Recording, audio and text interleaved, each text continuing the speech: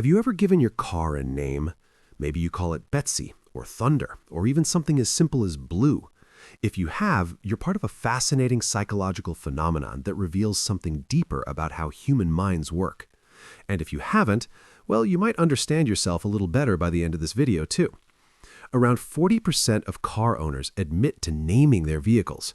That's nearly half of all drivers out there having conversations with something made of metal and plastic. Some people find this charming, while others think it's completely bizarre. But here's the thing, this behavior isn't random or meaningless. There's genuine psychology at work here, and it tells us something important about human nature. The practice of naming cars falls under a broader psychological concept called anthropomorphism. That's just a fancy word for giving human characteristics to non-human things. People do this all the time, not just with cars. Think about how someone might yell at their computer when it freezes or apologize to a table after bumping into it. Our brains are wired to see human-like qualities in the world around us, even when we know logically that these objects don't have feelings or consciousness. But why would evolution give us this tendency? Well, anthropomorphism actually served our ancestors quite well. Early humans who could quickly detect patterns and intentions in their environment, even if they were wrong sometimes, had better survival rates. Imagine walking through a forest and seeing something move in the bushes. The person who immediately thought that might be a threat with intentions and ran away lived longer than the person who just saw random movement. Our brains became prediction machines, always trying to understand what might happen next by attributing motivations and personality to things around us. Fast forward to modern times, and we're still doing this, just with different objects. Cars are particularly interesting because they play such a significant role in daily life. For many people, their car is the second most expensive thing they own after their home. They spend hours inside it every week, sometimes even more time than they spend in certain rooms of their house. This creates opportunity for attachment. Psychologists have found that people who name their cars tend to score higher on certain personality traits. Extroversion is one of them. People who are naturally outgoing and social are more likely to form these kinds of relationships with objects.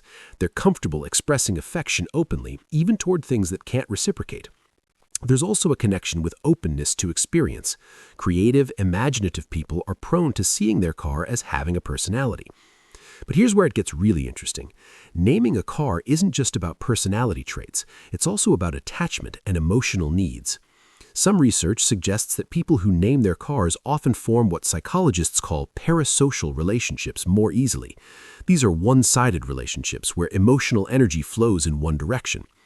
Think about how people feel connected to celebrities they've never met, or characters in their favorite TV shows. The same psychological mechanism is at play when someone develops affection for their vehicle. This might sound lonely or sad, but it actually isn't necessarily either of those things. Humans have an enormous capacity for attachment, and spreading that attachment across different objects and relationships can be quite healthy. For some people, their car becomes a reliable constant in an unpredictable world. Jobs change, relationships end, friends move away, but that car is there every single day, starting up when needed, taking its owner wherever they need to go. There's also something called the endowment effect happening here. This is a cognitive bias where people value things more highly simply because they own them. Once someone purchases a car and spends time with it, their brain automatically increases its perceived value. Naming takes this a step further. By giving the car an identity, owners create an even stronger psychological bond. The car stops being just a car and becomes my car with a personality and a story. Studies have shown some practical benefits to this behavior too. People who name their cars tend to take better care of them. They're more likely to keep up with regular maintenance, keep the interior clean, and drive more carefully. Why? Because they're not just maintaining a machine, they're taking care of something they have a relationship with. Nobody wants to neglect a friend, even if that friend happens to be made of steel and runs on gasoline. Cultural factors play a role as well.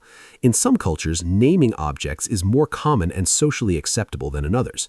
In Japan, for instance, there's a long tradition of naming not just cars, but all sorts of objects, from boats to trains to musical instruments. This cultural practice reinforces the behavior and makes it feel normal rather than unusual. Meanwhile, in cultures that emphasize rationality and practicality above sentimentality, naming a car might be seen as childish or eccentric. Gender differences appear in this behavior too, though they're not as stark as one might expect. Research shows that women are slightly more likely to name their cars than men, but the difference is smaller than stereotypes would suggest. What differs more significantly is the types of names chosen. Women tend to pick names based on the car's appearance or personality, while men more often choose names related to power or performance. A woman might name her small red car Cherry or Ruby, while a man might name his truck Beast or Tank.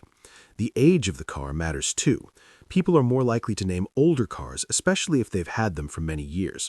There's a survivorship bias at play here.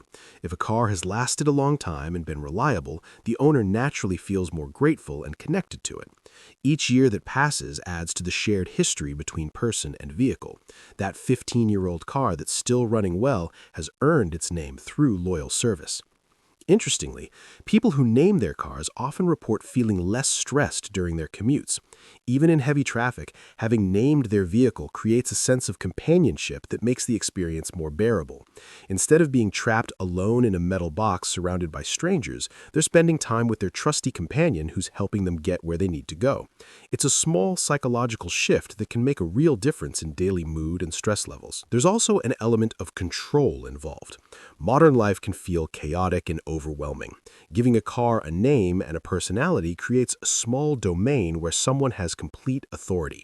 That car belongs to them, responds to them, and exists in relationship to them. In a world where so much feels beyond individual control, this tiny relationship offers comfort and predictability. Some psychologists have even suggested that naming cars is a form of what's called magical thinking. This is the belief that thoughts or words can influence the physical world in ways that don't follow logical cause and effect. Someone might believe that by treating their car well and speaking kindly to it, the car will run better and last longer. Rationally, they probably know that a car doesn't have feelings that can be hurt or ego that can be boosted, but emotionally, the magical thinking persists. And you know what? Even if the mechanism isn't what they think it is, the outcome is real. They take better care of the car, so it does run better and last longer. So what about people who don't name their cars? Are they somehow less emotional or less connected? Not at all. They simply direct their attachment and emotional energy elsewhere. Some people reserve their anthropomorphism for pets or plants. Others might name their guitars, their boats, or their favorite coffee mug. The human tendency to form attachments is universal, but the targets of those attachments vary from person to person. The psychology of naming cars ultimately reveals something beautiful about human nature. We're meaning-making creatures who build connections wherever we can find them. We turn the mundane into the meaningful, the mechanical into the personal. Whether it makes logical sense or not, our brains are constantly seeking relationship, connection, and narrative in the world around us. Next time someone introduces you to their car by name, remember that you're witnessing something more than just a quirk. You're seeing anthropomorphism in action, attachment theory at work, and the human need for connection finding an outlet in an unexpected place. And if you've named your own car, know that you're participating in a psychologically rich behavior that connects you to millions of others who see their vehicles as more than just transportation. There's science behind the sentiment and psychology beneath the personality you've given to those four wheels and an engine.